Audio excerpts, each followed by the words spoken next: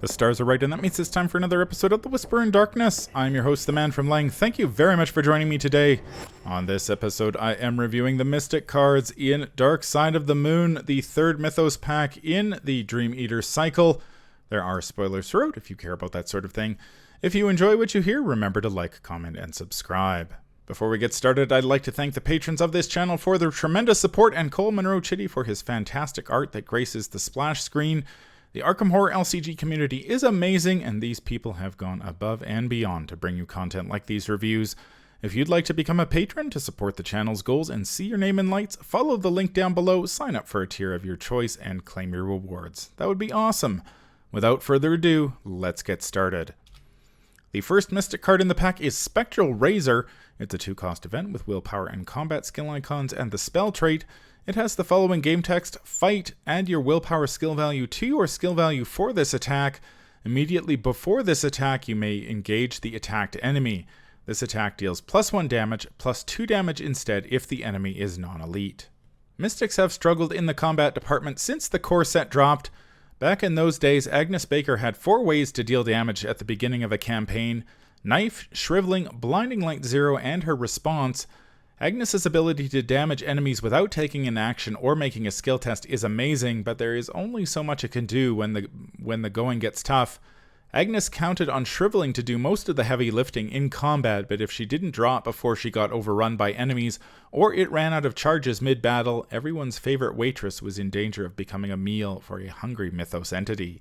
Mystics have received more combat options with each passing cycle, but most of those options are either unavailable at the beginning of the campaign or come up short in some way. Song of the Dead and Spirit Athame were released in the Miskatonic Museum and the Path to Carcosa respectively, but Mystics can't play either of those cards at the start of the campaign since both cost experience points. Besides, Song of the Dead's damage output is unreliable unless you're playing it in combination with some type of Chaos Bag manipulation, while Spirit Athame's exhausts as part of its fight action, so it's only good for 1 attack per turn. Storm of Spirits was released in the Unspeakable Oath, but it's a pricey one-shot event that is better suited to multiplayer than solo, since there tend to be more targets in multiplayer. Enchanted Blade Zero was released in the Secret Name, but it enters play with a limited number of charges, relies on the combat skill rather than the willpower skill, and it requires a hand slot and an arcane slot, which isn't ideal for a class that leans heavily on spell assets to investigate, fight, and evade. Wither's Zero, which was released in the Wages of Sin, finally gave Mystics another level 0 combat option that lets them leverage their impressive willpower. Unlike Shriveling, Wither doesn't use charges, and it provides a small bonus if you pull a special token from the Chaos Bag during a fight action. Unfortunately, Wither Zero doesn't deal any extra damage, making it extremely inefficient to take down enemies with more than 1 or 2 health. Enter Spectral Razor. It's a level 0 card, so it's available at the start of a campaign. Given the lack of options at level 0 in the Mystic class, that's a big plus. Spectral Razor has the spell trait, so you can search for it with Arcane Initiate or Word of Command, stack it on Diana Esperance, play it from your discard pile with Divermus Mysterious, play it as an additional action with Marie Lambeau, or reduce its resource cost with the Robes of Endless Night, the Shining Trapezohedron, or Uncage the Soul. Spectral Razor is an event, so SEFINA Rousseau may place it beneath her when she draws her opening hand and copy it with the Painted World. Luke Robinson is also a big fan of events. He can play Spectral Razor to remove an enemy at a connecting location, perhaps clearing a way to the exit for his fellow investigators. Spectral Razor is a tad pricey at 2 resources, but you get a lot of bang for your buck. Spectral Razor's fight action is based on the combat skill, but Mystics and off-class Mystics get to add their willpower skill value to their skill value for the attack. Akachi Onyele, Dexter Drake, and Zoe Samaras have a skill value of 8 if they play Spectral Razor. Agnes Baker, Jim Culver, Jacqueline Fine, the Mystic Investigator who will be released in the Investigator Starter Deck product later this year, and Sister Mary, the Guardian Investigator who will be released in the Innsmouth Conspiracy Deluxe expansion, have a skill value of 7, and that's before you consider bonuses from willpower enhancing assets, such as the Holy Rosary, St. Hubert's Key, Crystal Pendulum, 4 of Cups, David Renfield, or Peter Sylvester II. Most of the other Mystics and off-class Mystics who can play Spectral Razor have a total skill value of 5 or 6, which is still above average. Odds are, if an Investigator plays Spectral Razor, the enemy is in for a close shave. Spectral Razor also deals a very respectable amount of damage. Elite enemies will take at least 2 damage, while non-elite enemies will take at least 3. I say at least 2 or 3 because Spectral Razor is still a combat skill check despite the willpower boost, which means Vicious Blow 0 and 2 are options for investigators such as Diana Stanley, Sister Mary, and Zoe Samaras. The ability to dish out at least 3 damage to a non-elite enemy cannot be understated, since non-elite enemies with 3 health have become a lot more common of late. Defeating these enemies in 1 attack rather than 2 or 3 is great from an efficiency standpoint. Spectral Razor also lets an investigator engage the attacked enemy. I don't expect that bit of game text to be relevant all that often, but it's nice to know it's there. There's no danger of accidentally stabbing another investigator in the face for 3+ damage with a Spectral Razor. Spectral Razor is a valuable addition to the Mystic card pool because it doesn't really offer investigators that many combat options at level 0. Spectral Razor costs 2 resources, which is a big ask for a class that doesn't have a lot of extra resources to spare, but the Mystic class has cards to reduce the cost, such as Uncage the Soul from the Path to Carcosa and the Robes of Endless Night, which will be released in the Jacqueline Fine starter deck. If an investigator doesn't have a Shriveling or Withering handy, or they need to conserve charges, Spectral Razor gives them an efficient way to eliminate an enemy, especially a pesky non-elite enemy with 3 health. Investigators with access to the Guardian and Mystic card pools can play Spectral Razor in combination with Vicious Blow, since Spectral Razor requires a combat skill test. Spectral Razor also lets an investigator engage an enemy for free before the attack, eliminating the risk of accidentally damaging another investigator. Spectral Razor is a solid card, and I am looking forward to playing it in future Mystic decks. The second Mystic card in the pack is Word of Command. It's a 2-cost event that costs 2 experience points. It has no skill icons and the spell trait. It has the following game text: name a spell card, search your deck for 1 copy of the named card, and draw it. Shuffle your deck. Word of Command is about as straightforward as cards come. If there's a spell that you need, pay 2 resources and Word of Command will fetch it for you. Word of Command itself has the spell trait, so it synergizes with many of the cards that we looked at earlier in this video. The big question is whether that ability to fetch a spell is worth 2 experience points, a card, and 2 resources. I'm not convinced that it is for many decks, given the other options available. The first option available to all Mystics is Arcane Initiate, a Mystic ally from the core set that lets you search the top 3 cards of your deck for a spell every turn as a free triggered ability. Now, some players don't like the idea of adding Doom to the board, but in my experience, Arcane Initiate is an incredible value that has only gotten better with the release of each new card with the spell trait. Mystics and off-class Mystics have plenty of allies to choose from, but I find it difficult to justify playing a spell-heavy Mystic deck without at least 1 copy of Arcane Initiate. If I had the experience points to spare, I'd probably still play Arcane Initiate over Word of Command in a spell-heavy deck. Arcane Initiate costs only 1 resource, and it can search your deck for a spell every turn for free, which can generate tremendous amount of value during a scenario. Arcane Initiate can also soak a damage and 2 horror for you once you've found the spells you need, which is a great perk. A one-shot event that costs 2 resources in a class that can struggle in the resource department doesn't look all that good by comparison.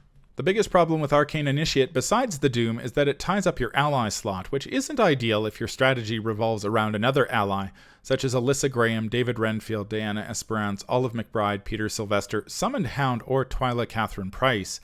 If you're playing one of these allies instead of Arcane Initiate, you can pick up Word of Command to fill the gap. However, before you rush out and spend 2 experience points on it, you may want to consider spending 3 to pick up Charisma, so you can play that ally and the Arcane Initiate too. If you're really worried about fetching the spells you need when you need them, you could play Arcane Initiate and Word of Command. However, if you draw the Arcane Initiate early and it fetches you all the spells you need, you run the risk of turning Word of Command into a dead draw. This happened to me recently while playing a Norman Withers deck.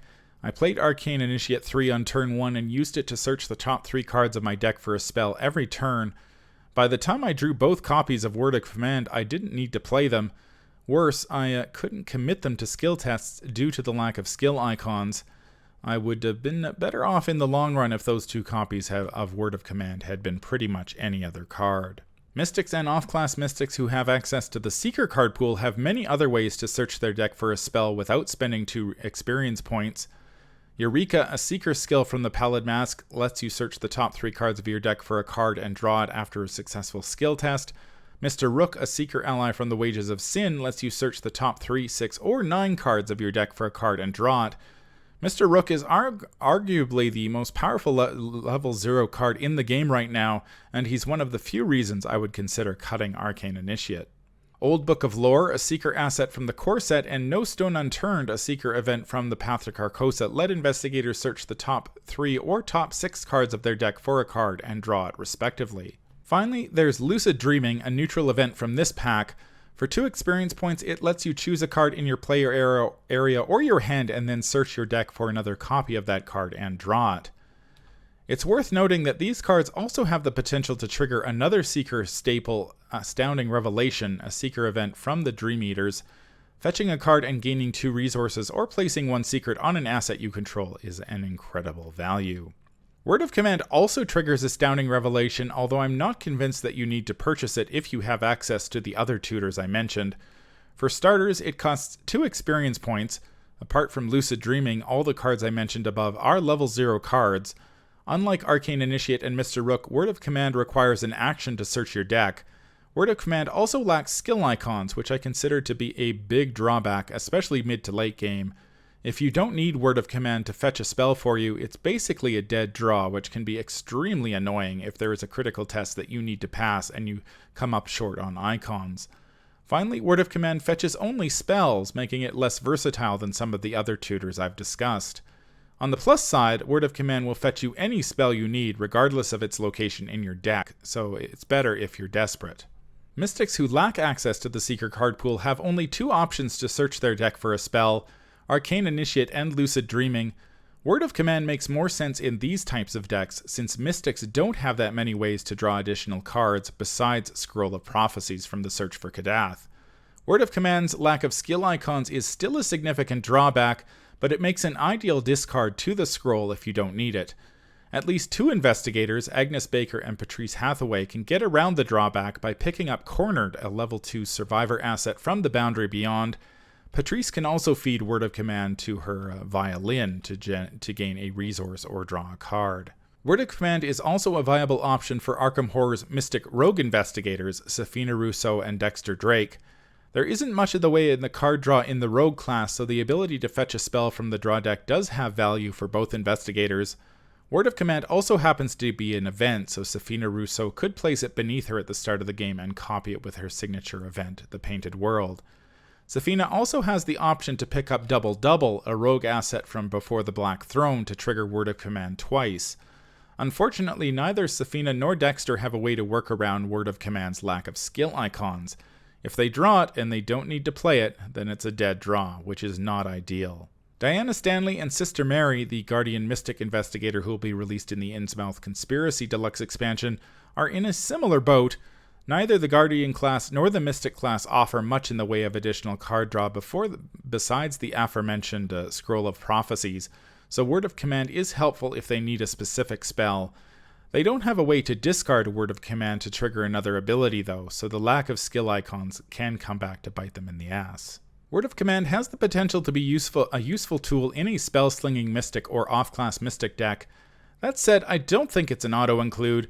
All Mystics can play Arcane Initiate, which is a fantastic level 0 card for 1 resource. If you're playing Arcane Initiate, you probably don't need Word of Command too.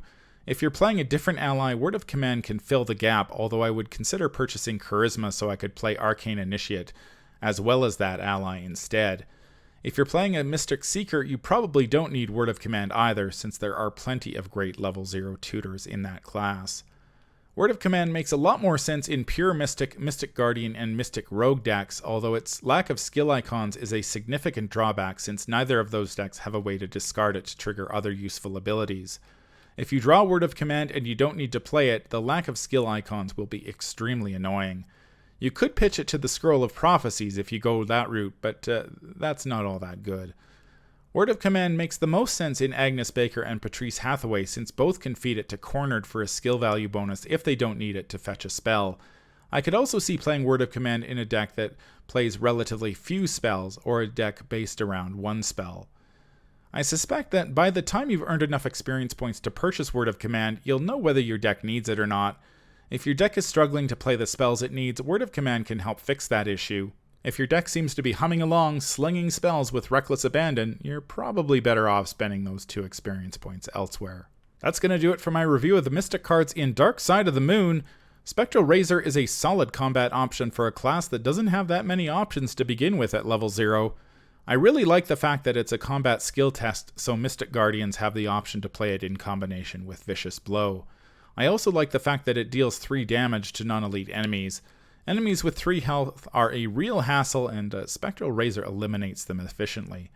As for Word of Command, it's a straightforward tutor in a class that doesn't have that many ways to draw through a deck quickly. I like Arcane Initiate more than Word of Command, but the Initiate is an ally, and competition for the ally slot is tight. Mystic Seekers have access to a lot of level 0 tutors, but Mystic Guardians and Mystic Rogues and Mystic Survivors do not. I expect Word of Command to shine in those types of decks, although the lack of skill icons stings, especially in the Mystic Guardian and Mystic Rogue builds. That's going to do it for this review. If you enjoy what you hear, remember to like, comment, and subscribe. Head over to patreon.com to sign up to become a patron of the channel and claim your rewards. That would be awesome. If you need to contact me, I can be reached at manfromling@gmail.com. I am also on Twitter at manfromling. Until the stars are right, keep your shotgun close and your elder sign closer. Take care out there, and happy investigating.